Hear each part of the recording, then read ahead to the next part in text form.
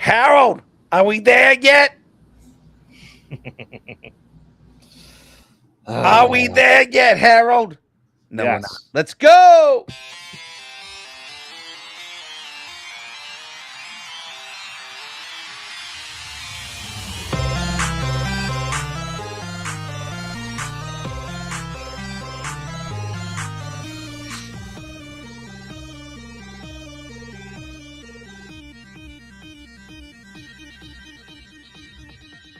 Distance nerding.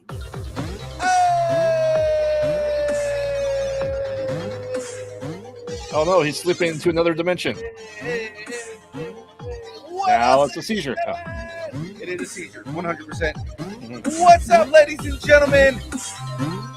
We are live. It is time for another riveting episode of Distance Nerding Interviews.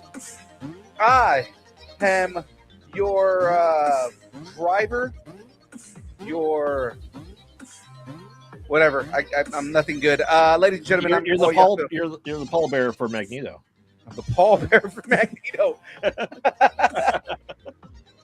And currently to my left, it is the man, the myth, the pale.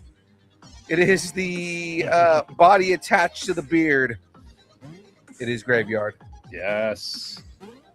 Well, What how's up, it going? Oh, wife always enjoys when I do shows on our wedding anniversary. Okay, is that tonight? It is. Well, you know what? Luckily, we're doing a new format, so it's not going to be anything too crazy, right? Ladies and gentlemen, if you are tuning in for the first time, this is going to be brand new for you. But if you are not tuning in, if this is not your first rodeo, the format of Distance Nerding Interviews is changing once again.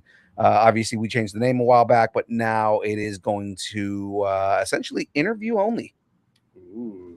So we're going to be doing a lot of interviews here on the show, like we've always done, but we're going to be focusing mainly on the interview, and the build will be on a whole separate thing. I thought maybe did Phil run out of Legos? No, actually, I have a couple more kits, but it's more some feedback that we've gotten. But I mean, even there, that means that because we're not doing a whole bunch of build and things like that, the show's going down to an hour.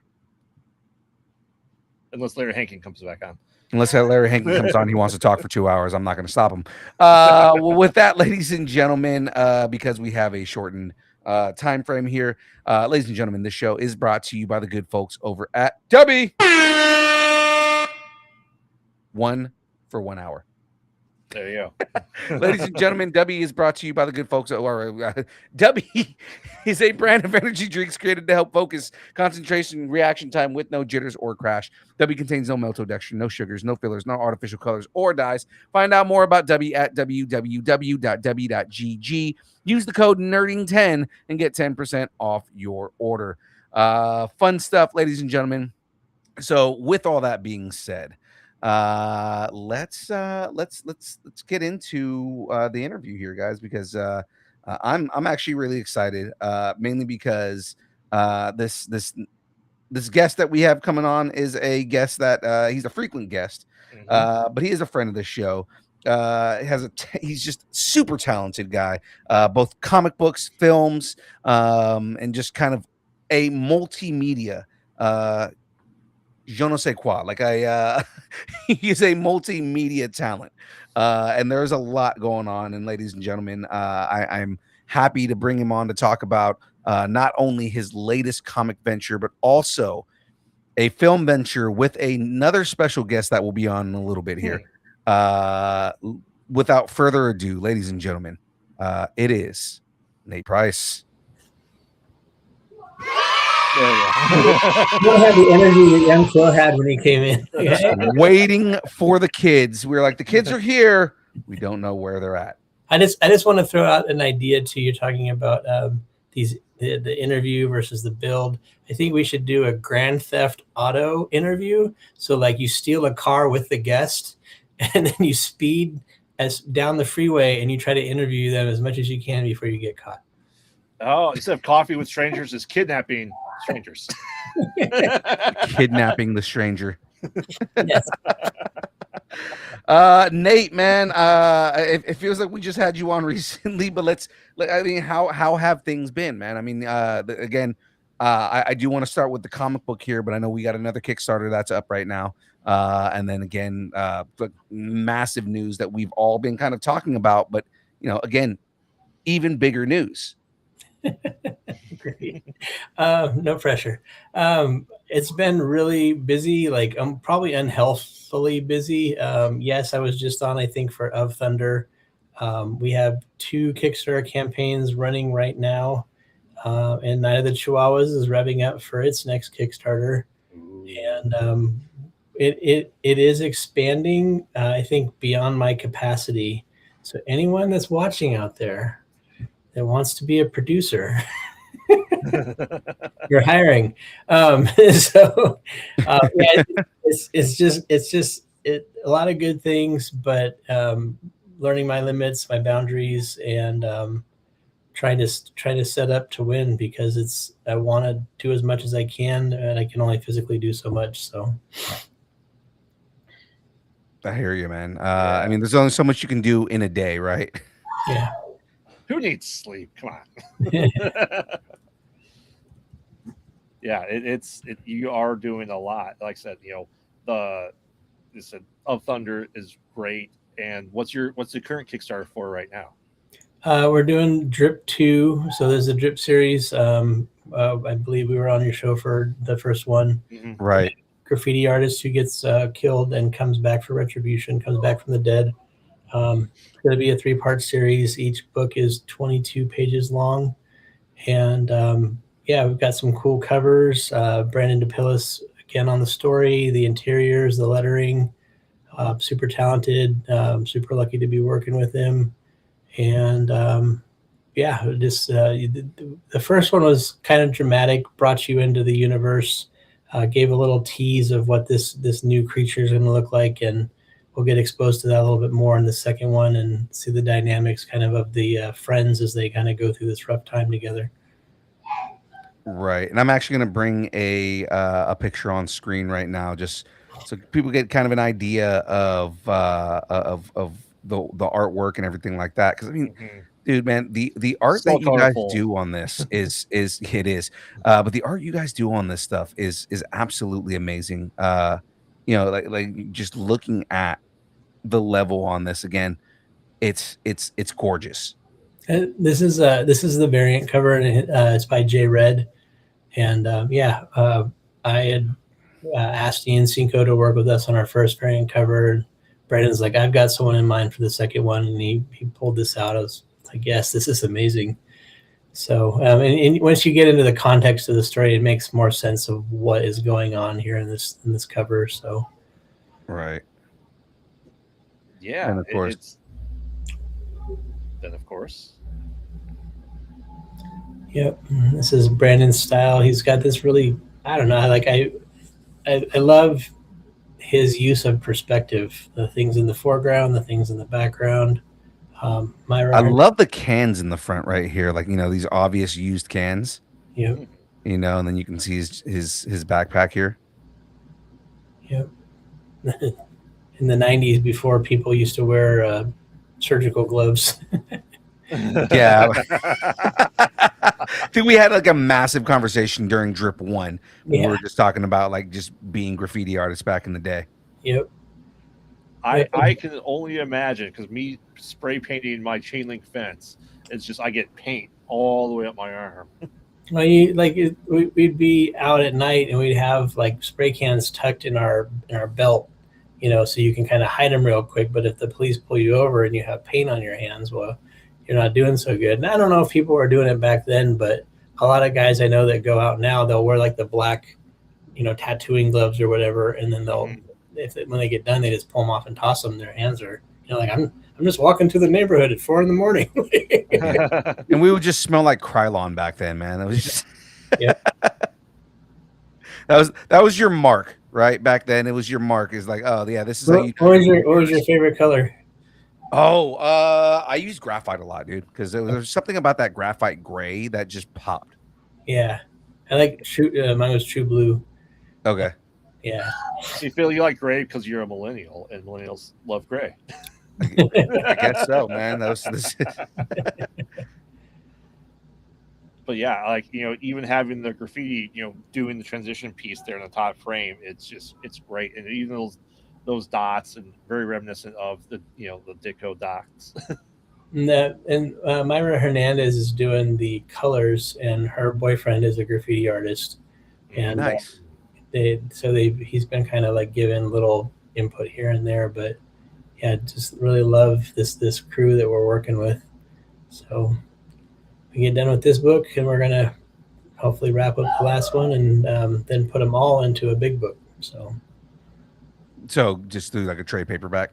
Yeah, I mean the idea, like some people say, like, oh, you should just do a trade. Well, that makes sense, but it's do you have money and time to put into a 66-page book? Like, if we can raise a little money along the way, get the word out there, and then when the trade comes, it's just even that much better. So this is Brandon's cover, the cover A for, and this, like, that use of perspective. If you see the characters pulling the pages down on the upper right. Yeah. Oh yeah, look at that. And he's hanging on to his friend, and then the paint hand is coming out. So yeah, I love this. He actually drew this as a sketch cover for somebody that pledged for a sketch cover, and he liked it so much that he decided to turn it into the main cover. And the guy that they got the sketch cover was like, "Hey," we're like, "Hey, you got the original." Like, well, I mean, that's very reminiscent of what that. It just reminds me of what would be a Spider-Man villain, Paint Man. Mm-hmm. Yep. Easily could be a Spider-Man villain. Right. Sandman's brother. He just Specifically, though, that would be a Miles Morales villain, because Miles Morales is into graffiti, so it would be like a really cool Miles Morales villain. I didn't say that. Now they're going to take the idea. He just fell into a Sherman Williams plant. He got destabilized. That's all. That's all. And just pieces of him came off house paint and molded together here. I can just imagine him coming out of the spouts at Home Depot into the paint can. Right. So kind of coming back on this, man. Again, this is the second book in the series coming up after the original. The original was really good. I really enjoyed the first book. But like it's obviously continuing the story and everything there.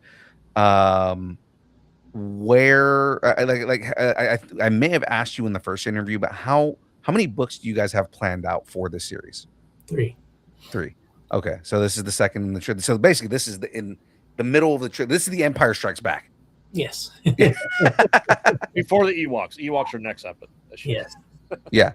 Only I believe in this book, all the Ewoks die. So I mean, just as well they should. I mean, let's face it, they probably died after the Battle of Endor, because we don't see them in 7, 8, 9. It's true. They just got bombed to crap. Teddy bear hell. Yes.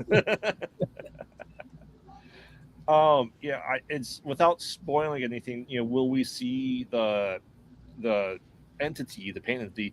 Will he always be changing colors in each scene? Do you have that planned out? We've talked about that briefly, and not 100% sure. I mean, the direction for a comic, is pretty set. No, actually, no, it's not. Actually, from frame to frame, I don't. Brandon hasn't released all the pages yet, so I haven't seen everything, which is fine, But yeah, I'm actually just stoked. I don't know if you want to pull up that picture of the hand, but from the second issue. But yeah, I just really love the direction and how Myra kind of made the hand look, and then like the glow to it. Mm-hmm. So yeah, I mean, it would be really cool to see it in motion constantly, like if it was to become a film or something, but it'd probably be hard to pull off. That'd be a really hard film to pull off, man. Just because, I don't know, like, what would be really cool is if you went old school, and this would be really expensive, but I mean, like, if you went old school and hand drew the hand into the cells. Well, I was going to say there's an image of just a comic book page. Oh, okay, yeah. Let me grab that one. I Yeah. know which one you're talking about. And yeah, I mean, we've had a conversation kind of about, if this was to become real, my little dream would be a found footage piece of these kids running around like, graffiti artists. They want people to see their work. So they'll kind of do some wild shit to get seen, and if they were like doing an Instagram live or something, Yep. you take like a found footage piece. And I don't know how to make the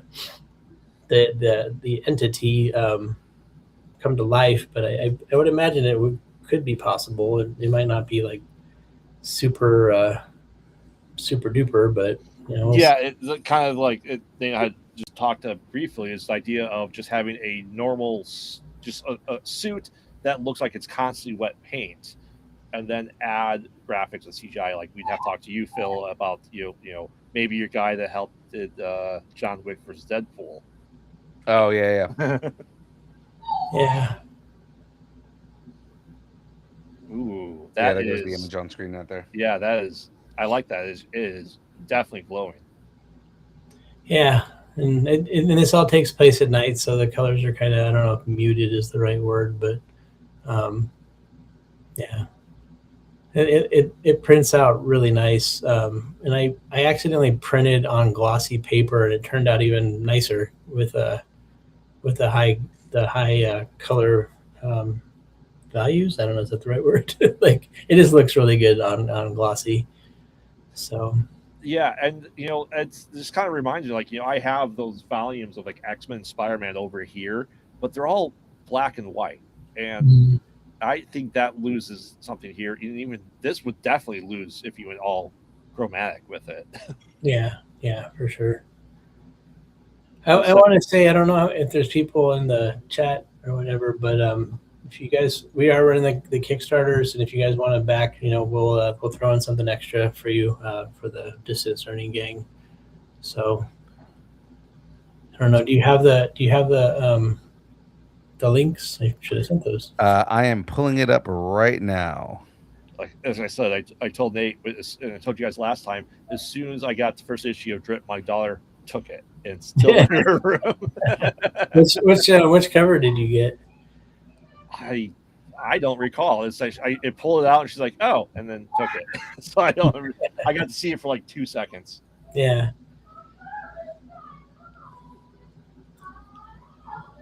Yeah, there's a Kickstarter. Yeah, check it out. I'm excited for this. You guys are continuously doing amazing work. Right. Thank you. It's just a slow progress. I thought that it was going to be easy to bust into the comic scene, and I think it's a thing of consistency as what I'm learning. Just continuing to put out work, like you guys do your stuff faithfully every week, right? And you build a following. That's what we're having to do, but keep on hearing good things, and I'm encouraged. So yeah, I'm just gonna keep doing them. Yeah. Have you been able to put the first issue of Drip across? Like I believe Nitro was in 8 states last we talked. I haven't gotten as far with some of the other pork chop books as Night of the Chihuahuas, but the cool thing is the relationships that we've built, that it opened doors, and being able to just kind of knock and say, "Hey, I've got these new books. Would you check them out?" And people have accepted them into their stores. And one I'm kind of particularly proud of is in Oakland called Cape and Cowl. I think we were at our welcome with Night of the Chihuahuas, and they won an Eisner for best comic book shop in the nation like a year or two ago. Oh wow! And, I walked in with this new stuff, and the owner was there, and he looked at it. He's like, "Man, these are great." He's like, "Yeah, sure," because I guess they don't always put up people's stuff that are not local. So he put up our stuff, and hopefully it's selling. But yeah, I mean, I think those open doors long run are going to be great, because we're not big enough to distribute with anybody like that I could think of, like Lunar, or Penguin, Random House, or whatever it is. Penguin. Yeah. Would you be able to do the trade paperback through Penguin or no? I think trades are a little bit easier. We have the Night of the Chihuahuas trade, and that's kind of my bane of my existence right now. Is I'm so busy, I don't have time to actually reach out. I mean, we got into a library. When you have a thicker book with an ISBN on the back, it's a lot easier to get into bookstores and libraries and things like that. So I don't know. I have faith. Just build it and they will come, kind of thing. So kind of keep moseying along. Yeah. So what's going to be after Drip 2 is out? Is that going to be next Night of the Chihuahuas issue? Then you guys are focusing on Night of the Chihuahuas 2 issue 2. We're going to start production on Chihuahuas 2 issue 3. We're going to do a full color 48-page trade paperback of Thunder. And then we have a Spanish translation of Night of the Chihuahuas trade paperback. Really? So it actually, because people asked for it, it's like, it didn't, I think it took me $100 to get it translated. And I've already sold a bunch of them when they were just single issues. And it's like when we, not to like stereotype, but when we go to El Paso, people pick it up. Like, so we live in the Southwest, there's an audience for it. The trick that I'm trying to figure out how to do right now is to get a translator to help us with social media and Kickstarter, like to have a good translation. Like the guy that we worked with to translate the book, he's in Mexico. He was an English teacher in the United States and moved to Mexico, but he's Mexican. But I think like trying to do a campaign or something, that might be hard to keep going back and forth. So I'm looking for someone local. Gotcha. But Spanish translation. And here, I'll show you. Hold on. Phil, how good is your Spanish? Not good enough for full translation. You know who could do a good full translation though? Eric. Oh. See, and this is the cover. It's supposed to be an Army of Darkness homage. Yep. Oh, I see it. I had her put Myra did this cover as well. I had her put a chainsaw on the hand, and David's like, "No, that's misleading, dude. You can't do that. Like, people are gonna be like wondering where the chainsaw." I'm like, "But it's Army of Darkness." I mean, I would take that with a chainsaw for sure. Yeah. Well, here, Phil, you didn't see this, but we made a Night of the Chihuahuas universe maximum overdrive. It's a Ashcan 4-pager. I love that. This guy, Ralph Lopez, wrote it. And if you see, it's hand stamped. These are actually the tickets to get into the movie for the Night of the Chihuahuas screening that will be taking place in October. So we're trying to make it happen, man. It's just a lot of stupidity and hustling. I mean, that sounds about right. That's pretty much like the majority of all of our lives when it comes to everything we do. So yeah, I mean, we've talked a little bit about Drip. We're kind of transitioning into films right here. Let's talk about the other Kickstarter, man. I gotta be right back though. Yeah, that's fine. Yeah. Okay. Okay.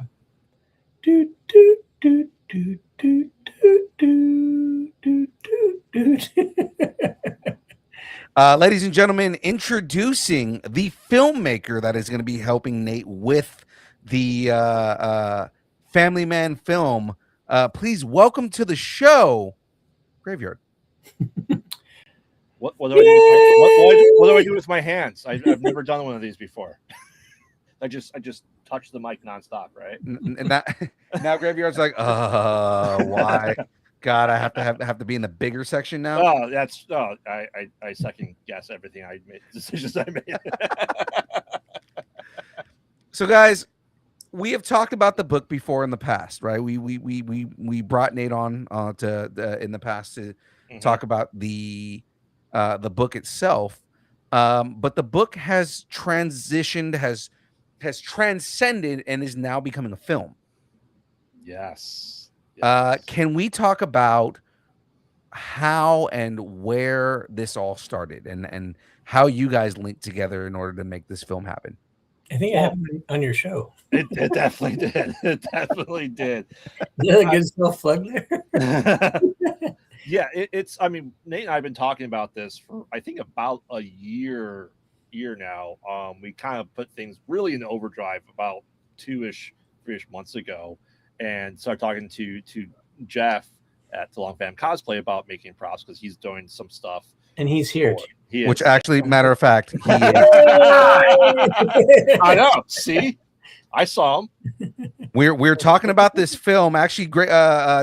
Jeff wasn't going to come on until the end of the show, but it's like, you know what? He's the prop master for this. Why is he not on here? Let's talk about this. Yes. So now, impromptu, two guys who are involved with distance nerding are now on the show to be interviewed here. But yeah, so kind of continuing on with kind of the impetus and how we kind of decided, okay, well, you know what? This was a good comic book. We're going to turn this into a film. Yeah. It's like I said, they have been having discussions for a while, and like this has led to bigger and bigger conversations about other comics as well, and hopefully to bring it to life. But like I said, he's been probably the most frequent guest on here in Distance Nerding. I think he's the most frequent guest on Conversations in the Void as well at this point. But it's just like, I was looking for something to be able to work on as a good feature film, because the other piece I'm working on, Dark Forest, which Jeff made a fantastic dog body for me. It's a short 40-minute film. It's going to be part of a bigger thing. So I want to talk to Nate, like, what can we do for a feature film? And Family Man, because it's little to no dialogue, lines are not going to be an issue for the actors. Now, acting with their faces and hands is going to be big, but I happened to work on a silent film a couple weeks ago, and I worked on that, and that was kind of getting my feet wet into how to direct and capture as much as we can, because when there's no dialogue, you can yell at them all you want and don't have to cut anything for songs, which is great. Right. It's all room tone. But we do when we're doing it, I do want to capture the scuffles, the falls in Mike as much as we can, so we don't have to go back to the sound effects and do all the Foley work, because that's a pain. I have access to do that, but I'd rather capture everything in the moment as best as we can. If we have to amplify it and mix it, we can do that too in the back end.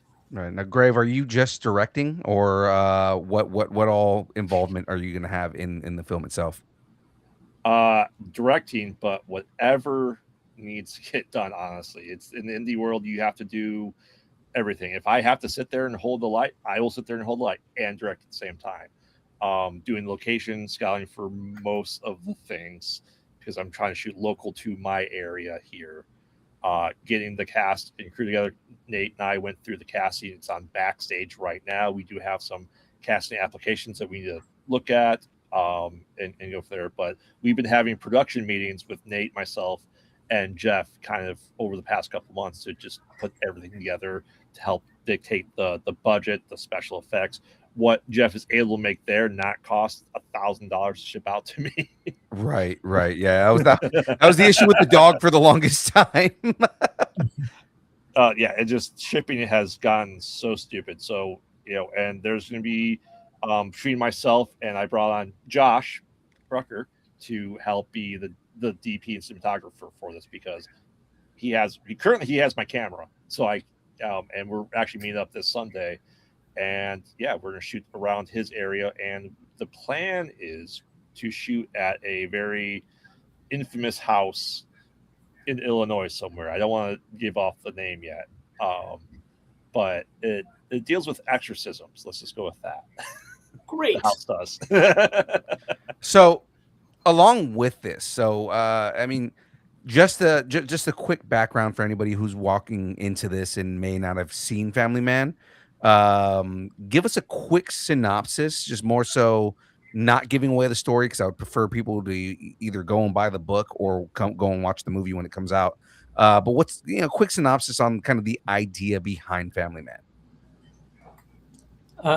Family Man is about 4 kids that go to typical, 4 young kids go to the typical scary house and happen upon a family of killers that are not what you think they are.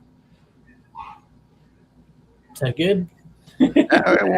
As Nate has said, it's Scooby-Doo or Friday the 13th meets the The Incredibles. Incredibles. Going over to Jeff. So as far as prop work goes, because again, we don't want to give away a lot as far as like things on the film, but there are some iconic images from the comic itself. As far as the work that goes into all this, Jeff, like how hard is it taking something that's on the page and turning it into something that is screen ready to use? It really depends on the property. Something like this, seeming it's semi-based in a reality-ish world, it's not as bad. The hardest part is trying to find all the angles so that you can make sure everything looks as close to original source as possible. Right. And as far as what you've seen, Nate, like what is your impression of the prop work so far? I haven't seen too much, so I don't know. I just Okay. Okay. Because I'm not sure what you've seen. I mean, I've seen a lot more than I'm letting on, but I mean, Okay. but yeah, that's part of the Kickstarter is funding to fully pay for everything for the props too, because we determined it's going to be props, FX, and lodging are the biggest costs into making this film, because we are going to be very intensive heavy, and you talk about specific scenes that I may be the one that has to go to the bathroom in this movie, if you know what I mean. Oh man.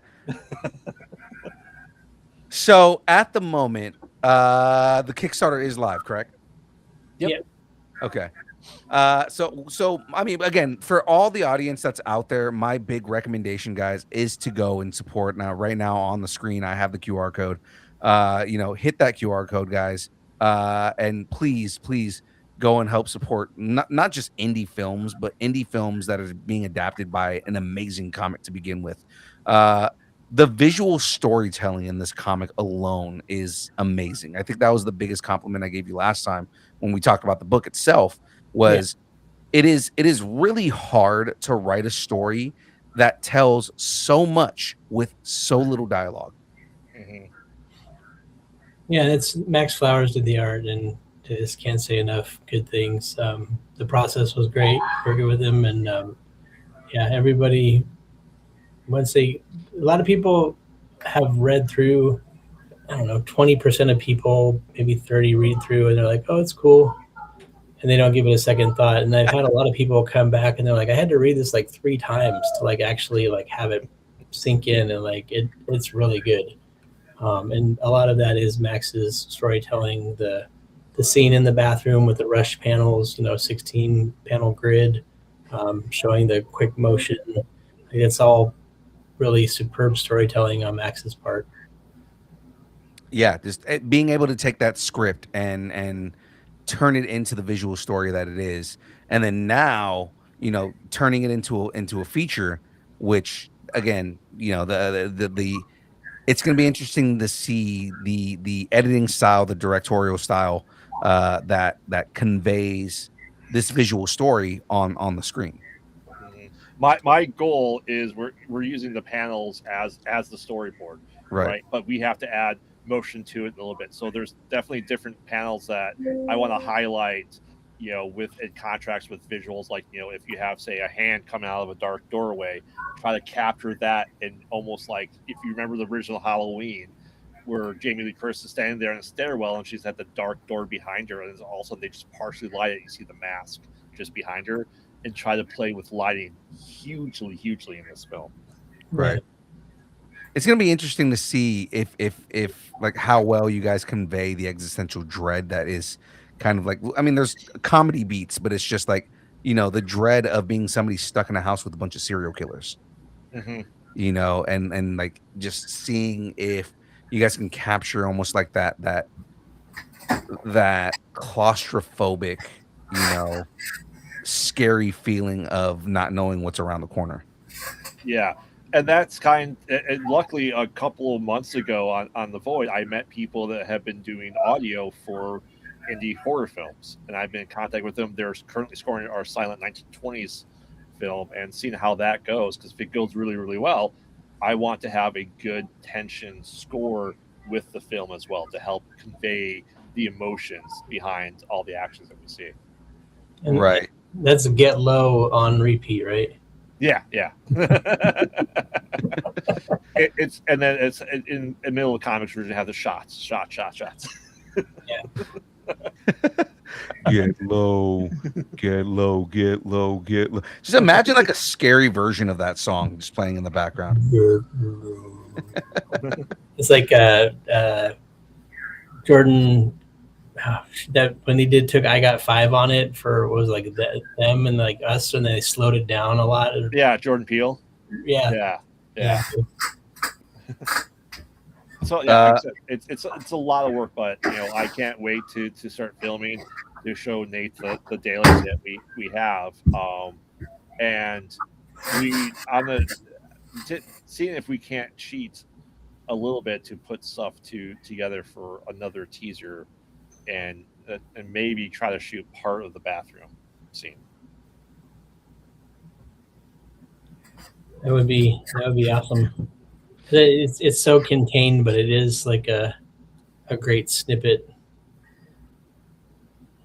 Yeah. God, what was the movie that I was just telling Graveyard? I just watched the film Undertone. God, the audio storytelling in that, right? It's like I can just imagine how that kind of almost like a similar concept, because I mean, again, the whole movie is about like a podcaster that ends up dealing with like real just like scary events that are happening in the background, and it's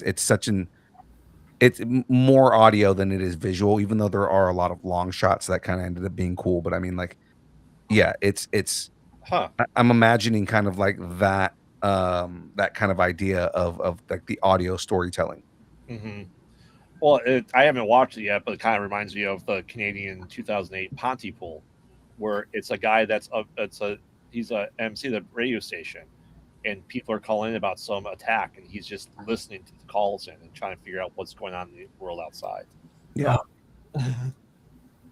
Like, again, this movie is, she's trying to record a podcast, and a lot of it is like audio driven, because it's like them listening to different things, and it pertaining to things that are happening, in real life with them.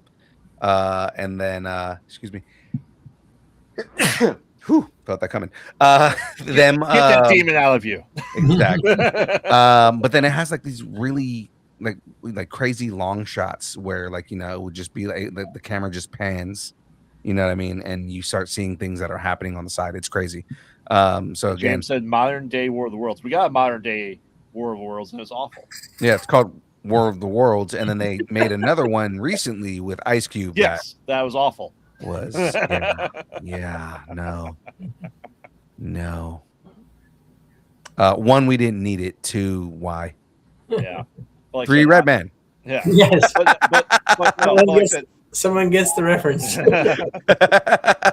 But like I said, I'm just really excited because, doing the con circuits in the Chicago area here, once this comes out, I have people in Chicago that know everyone at like theaters. I'm trying to talk to them like when our movies are getting made to have opening night with their theater connections they have, because we're coming up here in a couple months to like our 6th year of sponsoring them film for them at their marathon, 24-hour marathon.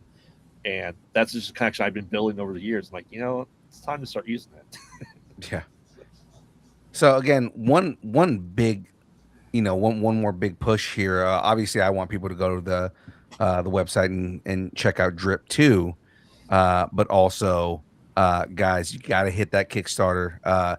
This movie has the potential to be something massive in the indie horror world, and I really want to see it get done. Really see it get made. Again, there goes the QR code on the screen right there for anybody who wants to go and back the Kickstarter, because I do 100% have faith in this. Yeah, it'll be Horror Dad's first traditionally shot film. Yeah, it's gonna be the first time you guys aren't doing a Found straight footage. up found footage film, right? Mhm. Yeah. So the pressure's on me for that for Horror Dads. Lighting is going to be light treatment is and colorizing is going to be the big challenge. Yeah. My thing right now lies in the actress for the girl and the dad, and mostly for the girl, that she can switch gears from like high intensity fighting to like almost playful at the drop of a dime. And I know that doesn't have to happen in the actual film because you can cut and stuff, but I want to see someone be able to do that.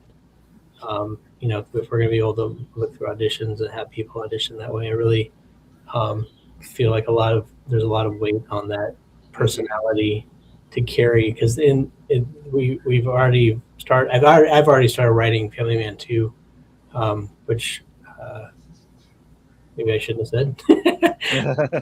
But the girl is very central to the story, and there's a lot that gets exposed about who they are, why they do what they do. So And Nate knows that we will be sprinkling hints to the bigger story in the film as well. he hasn't told me what they are, but I'm aware.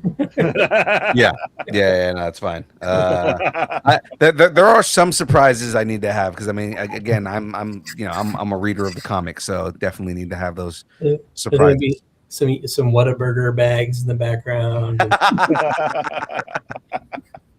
Exactly. Why is that there? I don't know. Into the movie. Hey, you know, if dragons and fire can have Starbucks, why can't they have Whataburger? Yes. You're not wrong. Oh man, it's like 1,500 miles from me from the nearest Whataburger. So. So I guess the wrap up question ends up becoming, what do you order? What do you typically order from Whataburger? Me? Yeah, you're the only one that has a Whataburger, dude. I haven't eaten Whataburger since I was in the military. And There's one in Phoenix, I know, because when What? last time I went to Phoenix, I got Whataburger. I drive by them all the time. I just don't eat there. I don't know. I have the stir fry, green beans, and chicken. That's what you get from Whataburger. No, that's a joke, man. Come on. No, I know. Yeah. I really don't even remember what I ate today. I should now that you say that, I should probably just go by there and just pick one up. I remember they had like, what is it, mustard and pickles or something was their thing. Yeah, it's something like that. Whataburger is slightly better Burger King. That's all it is. Really? That's disappointing. Yeah, because especially when you hear everybody talking about Whataburger's the best burger in the country. Yeah, no, it's like slightly better Burger King. I just read an article that said Culver's is going to start attacking California in In-N-Out's, home state. Hell yeah. The Midwest, the Midwest is going to try to dominate and see what happens. So yeah, now that In-N-Out is like leaving, so it's like, oh hey, Culver's is gonna make its way over in California. Like, I would love that. Culver's is delicious. Oh, it is. I love Culver's. Culver's has the best milkshakes, man. Oh, I just like their burgers and cheese curds. Oh, you don't like sweet stuff, so of course you're Correct. not gonna. Yeah. You don't like sweet stuff? I don't know if I can work on this movie with you. What's wrong with you? There's obviously a lot. The guy's name is Graveyard. Come on, man. I despise chocolate. Really? Wow. Yeah. That's crazy. James, Culver's is a burger joint that does really good milkshakes and is absolutely delicious. They make butter burgers. They do, actually, yeah. Yeah. Eric's here. Oh, Eric's in the chat. Look at that. Phil, substitute Luis Miguel. Right on, bro. Hey, I think there's a level of Eric knew I was talking about him earlier, so he's like, yeah, no, I'm gonna make my way over to this thing. Eric and I have this like loving harassment relationship online. He just sends me the most wild shit. Eric sends the wildest memes to everybody. Yes. And if you speak Spanish, he sends you twice as much because he starts sending all of the funny memes in Spanish. Dude, they're hella funny.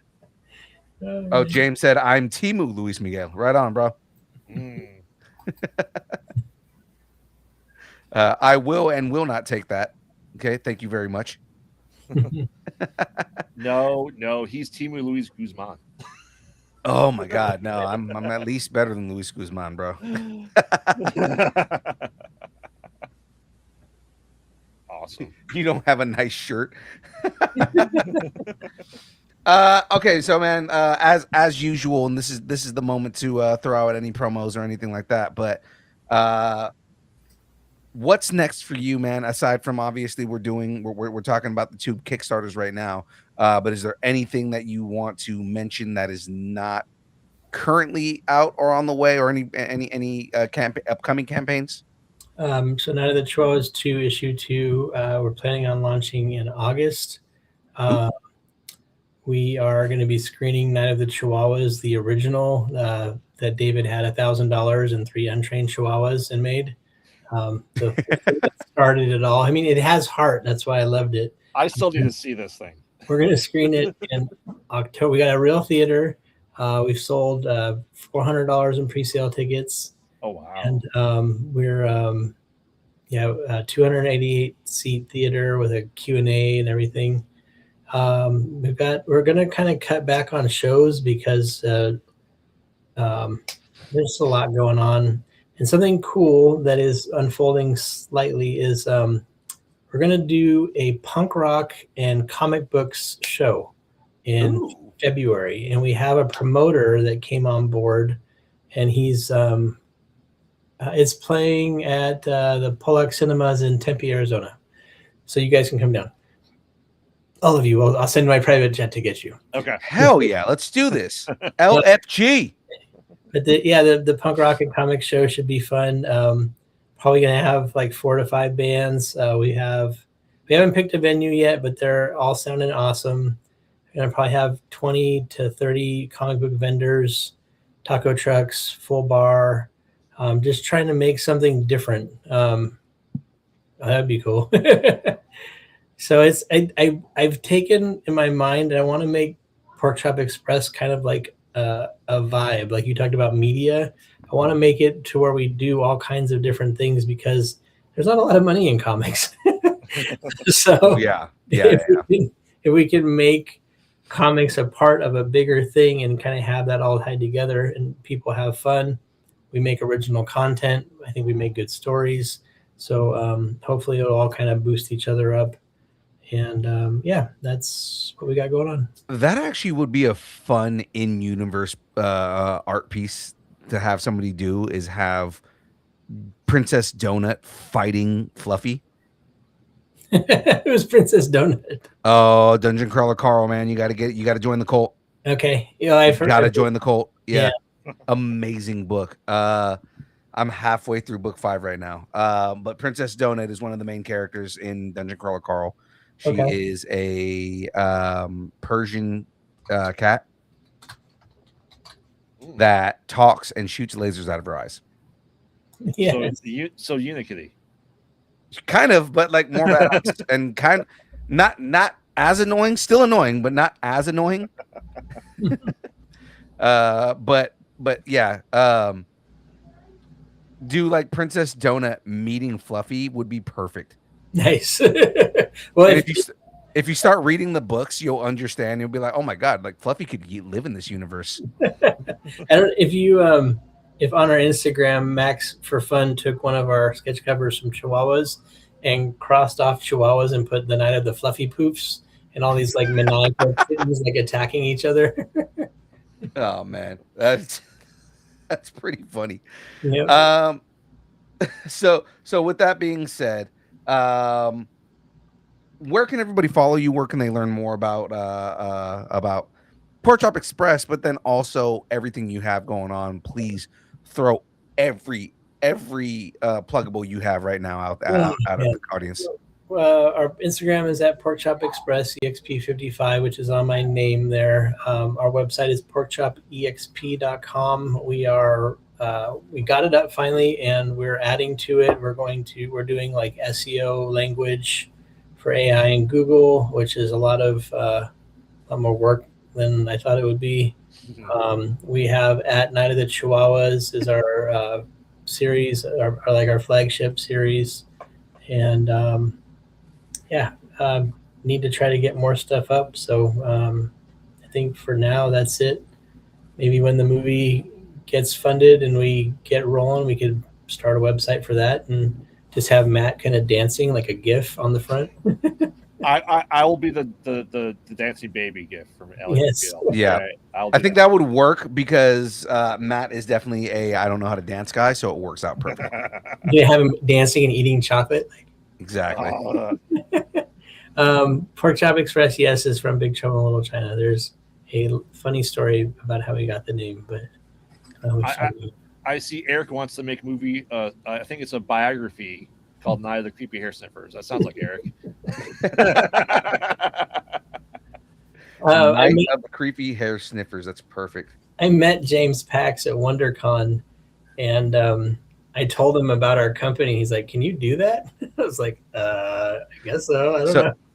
So funny story. I interviewed James Pax at a show last month, Mhm. and I just got off, or I've been messaging with his wife because she's his manager, and I am hosting a Big Trouble Little China event in San Francisco on August 1st. Nice. Yeah. I'll see him Saturday.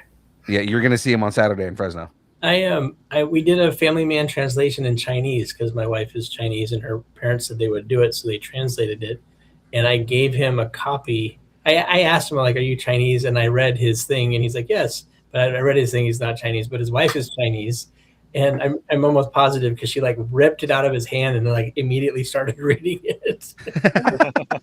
I'm sure there's not a lot of comics around in Chinese, right? Right. Our friends in other realms in Hawaii, he told me if I can get Family Man translated into Japanese, it will sell there because they get so many Japanese tourists. So, and I mean, there's not much you have to do that. You know what I mean? Like, there's not a lot of translation you have to do because of the visual storytelling. So, yeah, it's 3 pages, and there's on Fiverr you can find translators for cheap. Right. Qualified people, they're reviewed and everything. Right.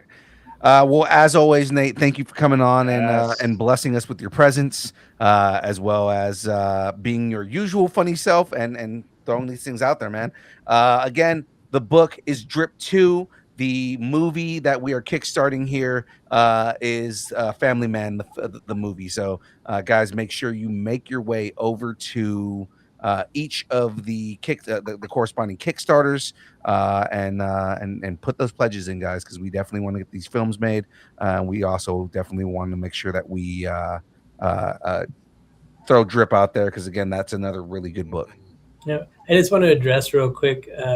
Eric put Night of the Creepy Nate Huggers. That can be interpreted 2 different ways, but I'm down with either one, really. So either I'm Creepy Nate or the huggers are creepy, but I mean, at least I get a hug. I will watch Nate sleep later tonight.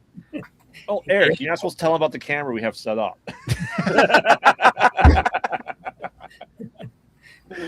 That's pretty funny, man. Well, again, thanks, Nate, man. We got one last thing we're gonna do before we wrap up the show for the night here. We did a con this weekend, ladies and gentlemen. That's right. So we've got a little bit of a Geekend update to do here. We're trying to figure out the video, but in the moment here, guys, we did Silver Age Comic Con this weekend. It was a buttload of fun. So for the moment here, of course, our con correspondents, the DeLong Fam Cosplay. Jeff, tell us how the weekend went, man. It was a fun weekend. Do I have it in there? No, I have it out with collectibles. Got to meet Greedo. Paul is a super nice guy. Not only that, Paul Blake is absolutely hilarious. We ended up yes-anding at the beginning of the interview for like 20 minutes. And it was just basically him saying, yeah, I was in this unknown property, nobody saw it, and I was like, yeah, I mean, you guys had an like audience of like three people with this like, really short guy that was really meek, but faster and more intense. And we just kept yes-anding Star Wars for like 20 minutes. and it was fun, man. Paul Blake is a very funny guy. And then right before that, you had Tron. Right. So I interviewed Bruce Boxleitner on stage. Bruce Boxleitner is another really fun guy. He tends to tell a lot of stories. We actually didn't talk Tron almost at all. We talked more about his early career. We ended up talking a lot about Babylon 5. We ended up talking about his experience doing Westerns and whatnot. We talked a little bit of Tron, but it was like mostly the rest of his career. And then we also had a great talk with Sunspot. Guy Agostini is one of the coolest guys in existence. And then he ended up live streaming his interview on his page. And like half of Brazil watched it. It was awesome. Oh, Nice. And there's more interviews, but there was also a bunch of cosplay there. There's great Ash Williams cosplay there. What was that one? Murder Bots. There was one that shows my kid watches. There was a kid that made their first cosplay as a Murder Bot, and that thing was like spot on. So that's super freaking good for them. That costume was super close to what the cartoon looks like. Yeah, and the Ash Williams costume was actually really good. Let me see if I can find the promo video that we did for Saturday. But the Google Drive link is loading to send to you. Okay, no worries. But yeah, so the Ash Williams cosplayer is actually on the front of that video. Also, if you go into the group chat, it's in there as well. Yep, found it right here. Okay, let me send this to my computer real quick. You're uploading. Never mind. We don't get videos.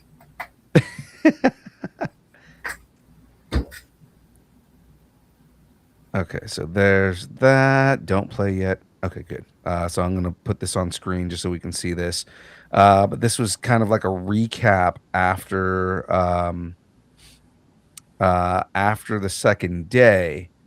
And now, while I'm loading this up, Jeff, we also did a Marvel meetup on Saturday.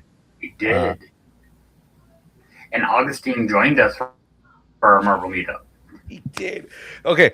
I thought it was hilarious. So I did a Deadpool Golden Girls, like he was wearing a Golden Girls onesie.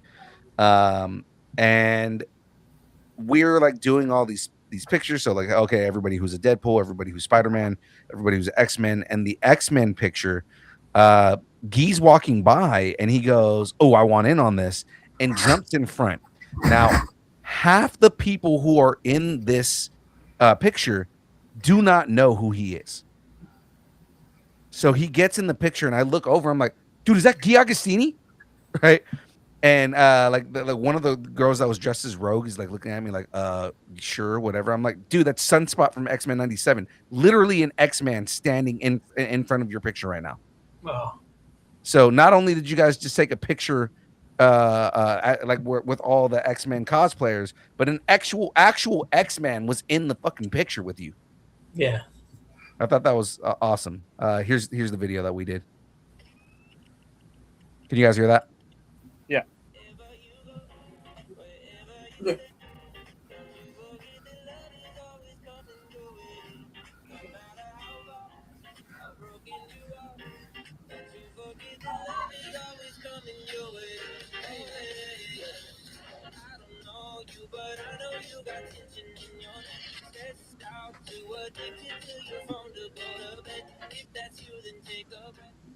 That's the video we did. Nice.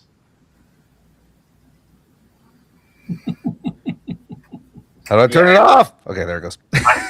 Personally, I couldn't tell who jumped in the photo. I'm like, cool, somebody jumped in the photo. Let's keep going. I can't see nothing. I had a mask with another mask over it. I knew he was a guest of the show. I just didn't know his name. Yeah, I tried to make a bigger deal out of it because I was just like, how do you guys not know that there's an X-Man in the video and in the picture with you right now?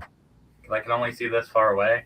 And I was co-camera person with Boykins. So shout out to Boykin Cosplays who actually took the photos of our Marvel meetup. Right. On Saturday, I got to interview Tom Cook, which was really fun. Animator, legendary animator. He did Scooby-Doo, and he worked on He-Man, She-Ra, King of the Hill. He's worked on a lot of like classic cartoons. And then James was talking about JR Streams, but JR's Scam interviewed a couple of the kaiju actors. So Baragon, the actress that played Baragon, and one of the original actors from Ultraman were there, and he interviewed them. And then at the end of the day, Dave and JR interviewed Joel Hodgson, the creator, comedian of Mystery Science Theater, which was Westerner himself, right? And he was a buttload of fun. Hung out with his son for a little bit too. He was it was really good. Oh, speaking of that, I have the QR. Oh, the QR code. The only thing about the QR code though is the intention on that was anybody who had any video or pictures with Joel over the course of the weekend, they wanted you to submit it to that QR code. I gotta get running, guys. I don't know how much you're gonna keep going. No worries, man. So we're gonna wrap up here real quick. So, were there any major cosplays or any major events over the course of the weekend that you guys saw that stood out? I mean, I've already shouted out a couple of them. Well, who'd you shout out so I don't double? Ash Williams. Ash, the Murder Bots. What's his name's daughter? Oh, Fabian? Yeah, Fabian's daughter. Oh, Fabian's daughter. So Fabian, again, shout out to Fabian, the owner of Time Warp Toys. He does a lot of donations to us and everything like that. His daughter actually was one of the winners of the cosplay contest, which was Yes, cool. she won best youth for the youth cosplay on Sunday. Yeah, which was pretty cool. And she made that all herself late the night before. She made everything from scratch, which was kind of cool. Nice. Eric talking about Norway losing. Argentina beat England. That was a big deal. Talking Yay, World soccer, Cup at get this that point. thing to the other thing. Yeah, talking World Cup now. Maybe once every 90 minutes. A lot of the British fans are pissed because Argentina won, but it's like, dude, it's Messi. Get out of here. Lionel Messi's one of the best in the world. Anyways, so guys, it was a really good weekend. We had a lot of fun. Our next show is in 2 weeks, actually technically a week from now, but at the end of the month, we're going to be at Metal Art Comic-Con in Medford, Oregon. That's going to be a lot of fun. Stay tuned for all of that, guys. We are going to be doing that show and having fun over there. So we will be there. So that is it from us today, ladies and gentlemen. We are going to get going here. But before we go, I want to give everybody an opportunity to do plugs real quick here. So one more time, Nate, guest of honor, please give us one more set of plugs. Plug anything you want right now. I'd like to give a shout out to Larry's Taco Truck down on 35th. Yeah. Pork Chop Express is our thing. At Pork Chop EXP55 is our Instagram, or at Night of the Chihuahuas on Instagram. Our website is porkchopexp.com. We are updating it, but it is functional. You can buy anything off of there, a gram of Coke or, some chocolate, whatever you're into. Definitely get some chocolate for Graveyard. And yeah, that's kind of it. I was gonna say in Oregon, if you're gonna be there, I don't know if you have time, but I think an artist will be there named Jessica Court, and she's awesome. She's great. Okay, we'll definitely have to go check her out. She is one of the reasons why I decided to write The Family Man. Nice. Yeah. We'll definitely have to go check her out. Yep. DeLongs, please give us a shout out. Let give us your pluggables. Let everybody know where they can find you. Find us on Facebook, Instagram, and of course YouTube, where we're trekking up on that journey to 500 subscribers. We are getting ready for big giveaways when we reach that 500. And also this weekend, we're still going, right? Mhm. We will be attending Hot Mare Expo in Fresno, California this weekend.